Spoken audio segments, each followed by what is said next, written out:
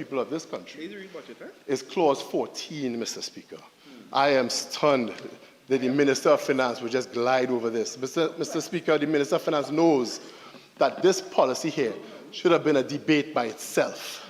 It should not have been included in this bloated document. 44 pages of 23 clauses. They tried to hide it in here. The minute we saw this bill come to in our mailbox, we knew they were trying to hide something.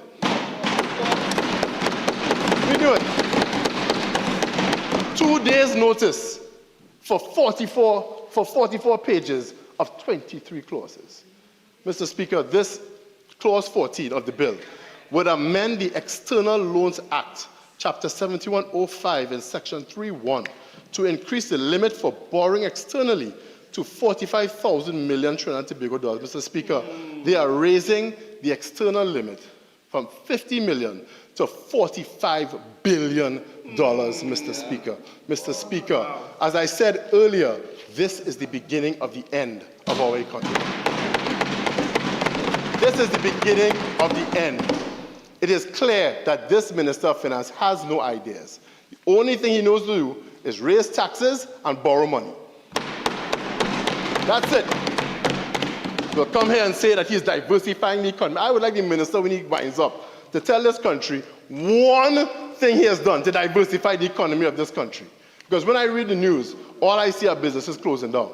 I see restaurants and bars closing down, fed promoters closing down. Everything closing down. You what? Bars closing down. I read the article. Closing down every honest small business in the country, but coming here to tell the people he is diversifying the economy in his dreams, Mr. Speaker, in his dreams. Mr. Speaker, this raises our debt limit. It guarantees a downgrade from the international rating agencies. Guarantees.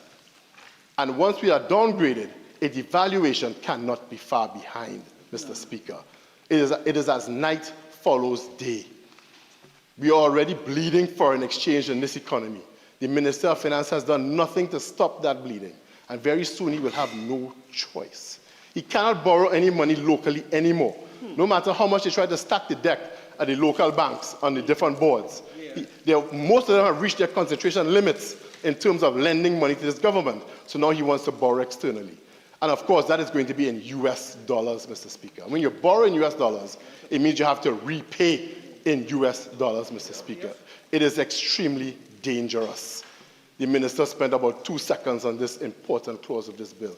Mr. Speaker, I'm warning people of this country that this simple, as the member calls it, clause 14 is the beginning of the end.